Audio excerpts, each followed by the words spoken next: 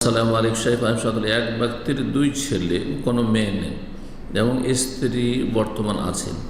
বড় ছেলে ইউকেতে সপরিবারে থাকে প্রায় 9 বছর। বাবা মায়ের সাথে তার যোগাযোগ প্রায় নেই বললে চলে। আল্লাহ হিদায়াত করুক।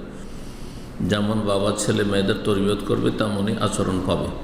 বড় ছেলে সবসময় পিতার সম্পত্তি তার প্রয়োজন নেই, সেই সম্পত্তির ভাগ চায় না। বাবা মা ছোট ছেলের সাথে থাকে। বাবা তার পেনশনের টাকায় বাড়ি কিনবেন এবং সেটা ছোট ছেলের নামে কিনতে চাচ্ছেন। এটা কি ওনার উচিত হবে?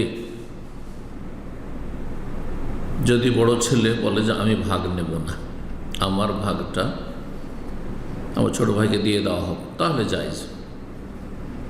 আর এমনিতে পেনশনের টাকা পাইবে আর চুপচাপ বাড়ি কিনে নেবে ছোট ছেলের নামে, এটা জায়েজ নেই, হারাম। নবী সাল্লাল্লাহু আলাইহি ওয়াসাল্লামের প্রসিদ্ধ হাদিস সহিহ বুখারী মুসলিম, ইত্তাকুল্লাহ ওয়াদিলু বাইনা আওলাদিকুম, তোমরা আল্লাহকে ভয় করো এবং তোমাদের ছেলে মেয়েদের মাঝে সুবিচার করো, ন্যায় প্রতিষ্ঠা করো, ইনসাফ করো। সুবিচারের দাবি হচ্ছে যে যদি আপনি হেবা করেন, জীবদ্দশায় দেন, তাহলে সবাইকে দিতে হবে। আতিয়া বা হেবা সবাইকে দিতে হবে, ছেলে হোক আর মেয়ে হোক সবাইকে দিতে হবে। জি, সমান সমান দেবেন না। যেমন ধন সম্পদের পরিত্যক্ত ধন সম্পদ ভাগ বন্টন হয়, ছেলে মেয়ের তুলনায় দ্বিগুণ, বিষয়টিতে ইখতিলাফ হয়েছে। অধিকাংশ উলামাদের নিকটে ছেলেকে দ্বিগুণ দেবেন, কারণ তাদের দায় দায়িত্ব বেশি রয়েছে। বিষয়টিতে ইখতিলাফ হয়েছে, যেমনটা বললাম, সেটা ভিন্ন বিষয়। কিন্তু আপনি একেবারে দেবেন না, এক ছেলেকে দেবেন আরেক ছেলেকে দেবেন না, এটা হারাম। একমাত্র যদি বলে যে আমার ভাগটা আমার লাগবে না, ওটা আমার ছোট ভাইকে দিয়ে দেব, তাহলে সেটা জায়েজ। সম্পর্ক খারাপ অথবা যোগাযোগ রাখছেন না, সেই জন্য আপনি বঞ্চিত করবেন, এর সুযোগ নেই, ইসলামে অনুমতি নেই। যে যদি তারা মুসলিম হয়, আর যদি মুসলিম না হয় মুরতাদ হয়, সেটা ভিন্ন বিষয়।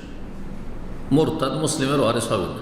জি, সে দেশে থাক আর বিদেশে থাক। জি, উনি তার জীবদ্দশায় তার সম্পত্তি হেবা পদ্ধতিতে কানুনি কাগজ করে যেতে চান। জি, হেবা যেমনটা বললাম, হেবা করলে সবাই করতে হবে।